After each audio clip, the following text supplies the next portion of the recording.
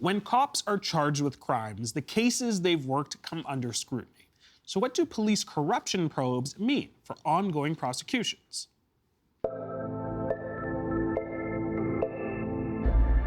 Lesley Pasquino is president of the Ontario Crown Attorneys Association. Adam Weisberg is president of the Criminal Lawyers Association. And they join us both in studio. Great to have you both here. Thank you so much. Thanks for having us. Morning. Adam, when there are allegations of corruption against an officer that's involved in various cases, what are the next steps for a criminal defense lawyer? So thankfully, in Toronto or Ontario, it hasn't come up that much in my career, thankfully. Obviously, there's some recent high-profile allegations that are out there right now. The first thing we would do if we were aware that an officer was facing such charges on one of our cases is start seeking disclosure. That'd be the first step.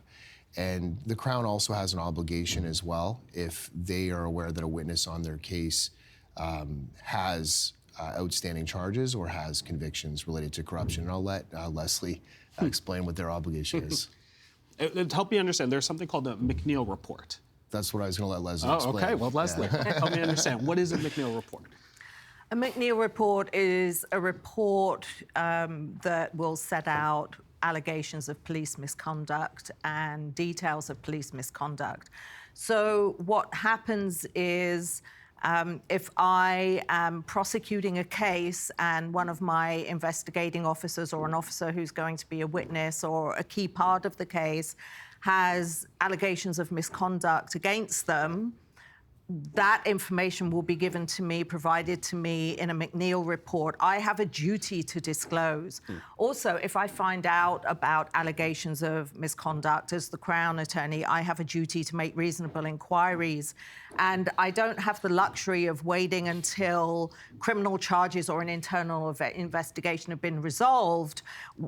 Those misconduct allegations can be being investigated, and while that's going on, I still have to provide disclosure to Adam as that's happening, and that will cause me to have to reassess my case continually throughout. All right.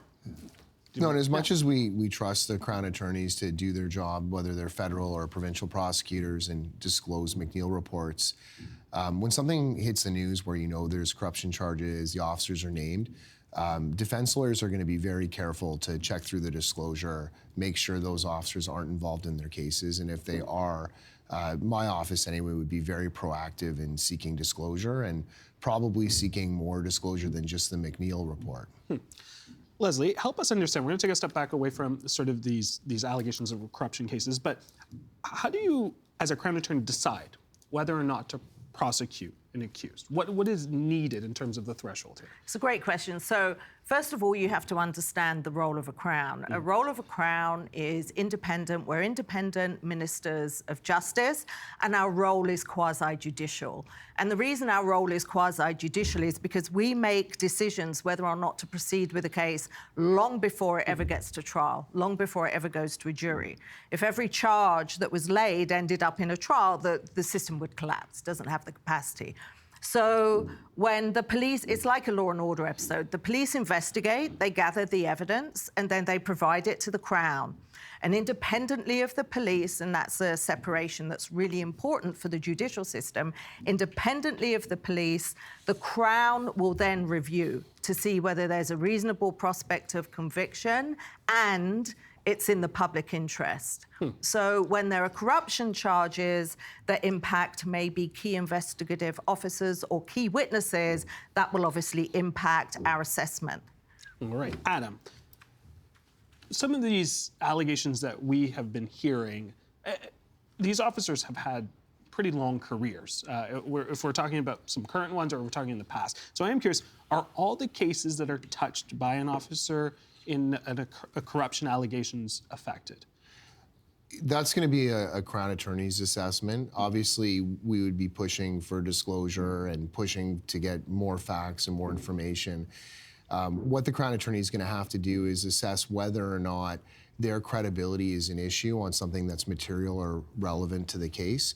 So, for example, I would suspect that most cases wouldn't be impacted where there's a civilian witness that is say, for example, the complainant or the key alleged victim in a case, where an officer maybe has a tangential relationship in the case or guards a scene.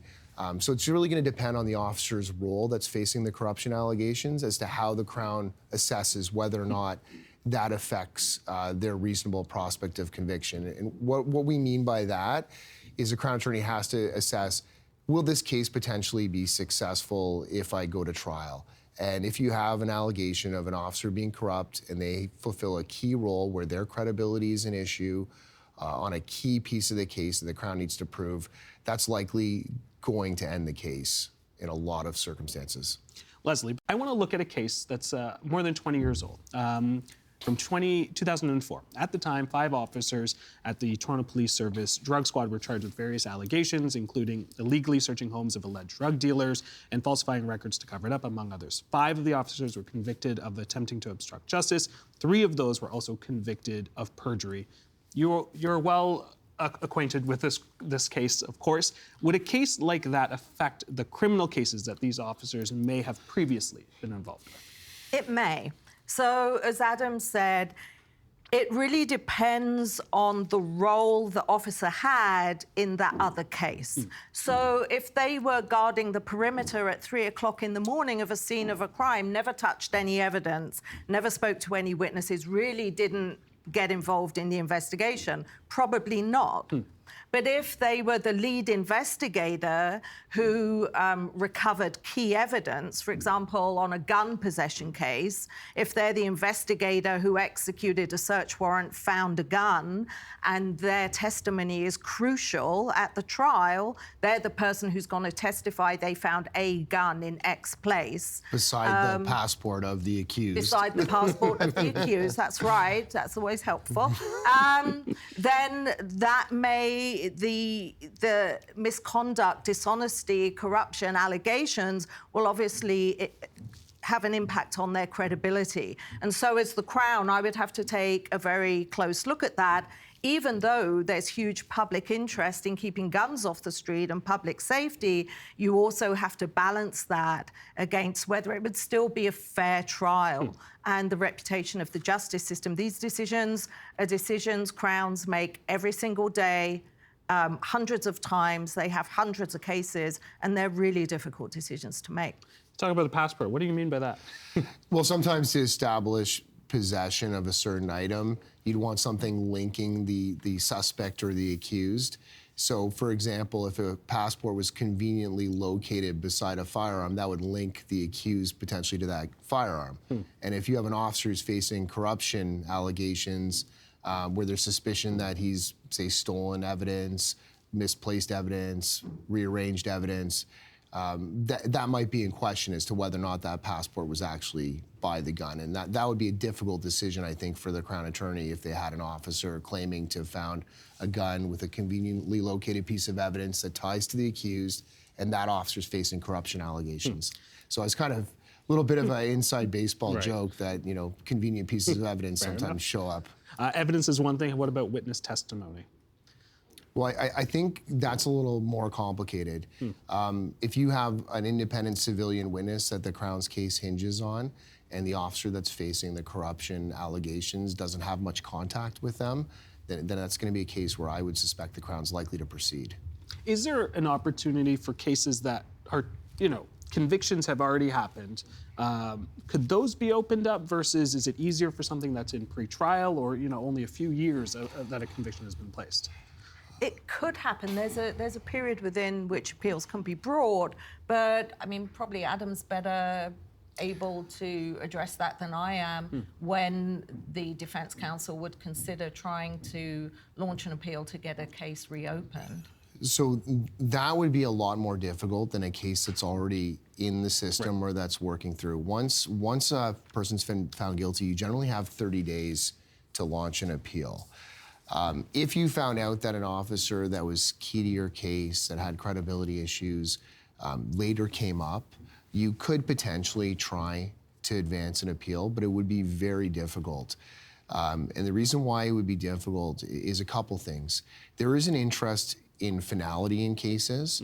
So in order to reopen the case, to get the extension, Then you'd have to file something called fresh evidence. And I don't want to overcomplicate things for your audience, but you'd have this fresh evidence of this corruption for the officer. So you'd have to show that even if you're duly diligent, you couldn't have discovered it at the time, that it'll impact the case, that it potentially could change the verdict. And then you're going to have to show that there was potentially, in most cases, a miscarriage of justice. So you're going to have to tie that corruption or those allegations in some meaningful way to your case. And I would suspect it would be very difficult. There's a couple cases I've read in British Columbia where this type of issue is raised and the defense lawyers or the appellant wasn't successful, because it's really difficult. It's much better if you catch it while the case is going, much more complicated and difficult if there's already been a conviction. Not impossible, but difficult. Well, I asked this question because, Lesley, I have to, there's a lot of hours that are going into this, and I have to ask, give us a sense of how many Crown attorneys there are in this province. We have 1,400 Crown attorneys. With our population, we have approximately one Crown attorney for every 11,000 people. That ranks us third lowest in Canada. It's not nearly enough, if I can take the opportunity to say that. We are desperate for resources, and it's a calling.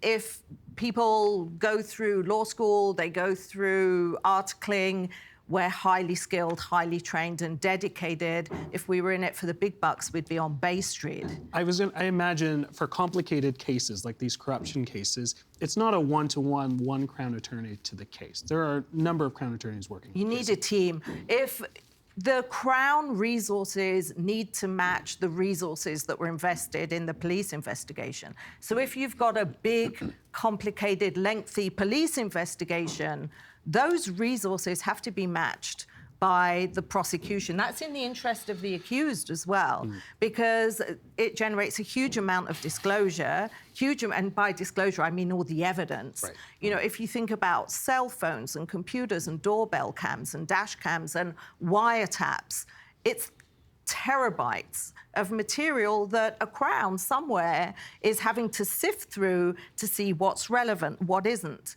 protect confidential informer privilege. It's a huge undertaking, and we have teams, but often those teams are assembled out of the existing trial offices. There aren't people that are just sitting out there with the expertise to do this that can be brought in. So we desperately need Crown resources. We need technical equipment, technical advisors, tech support. When I go back to my own trial office after I've finished being president of the OCAA, I don't have an admin assistant or anyone to assist me. I do everything myself, including my own photocopying and everything. That needs to change. All right, Adam, with that being said, do you think the backlogs in the court system would affect how cases are moved through the system? We know with the case from 2004, these are cases that are dragged on for quite a while. We're talking years here. Do the backlogs in the court system play a factor in that as well? Well, the backlogs in the court system always play a factor. And like Lesley's mentioning about the resources that are required for the Crown attorney, it's also very resource intensive for defense lawyers. The digital age has made our jobs much more complicated in the sense that what was a simple case 15 years ago is no longer a simple case, because there's text messages, there's CCTV, there's cell phone towers, there's things that just didn't exist. So the Crown attorney does face the challenge of gathering all that evidence and getting it to us in a timely fashion to then proceed with the case, combined with sometimes there's resource strains, not enough courtrooms, not enough judges, and things can lag in the system. And it's in everybody's interest, and I say everybody's interest, to have a trial as soon as possible. And I say that because you want, as a defense lawyer, witnesses' memories to be as fresh as possible. You want your client's memory to be as fresh as possible to assist you in your investigation and moving things forward. And as far as the complainants go, the alleged victims of the crimes, they have no interest in sitting around waiting 2.5 years for their day in court to see what happens with the situation they occurred. The same thing goes for an accused person. They don't want to wait on bail with the stress of a trial hanging over them. So everybody, I'd say Crown and defense, want to move things through the system in a fast pace that's still fair and and moves things forward for justice. Now, we do have issues where there is too much time that's passed, and there are charter remedies that sometimes come into play. And as you know, that sometimes it's in the media that cases get stayed because they couldn't get prosecuted in a way that was fair or within a reasonable amount of time. And that's in nobody's interest, but it's also that kind of sort of Damocles hanging over is what spurs the system forward and causes the system to make sure that we get more courtrooms, more judges, more prosecutors, and are able to prosecute things in an efficient way where it's fair for both the alleged victims and the accused persons. Adam, Lesley, I know you guys don't have a lot of time, so I appreciate you both coming into our studios to have this conversation. I want to say thank you. This was very informative. Thank you. Thank you.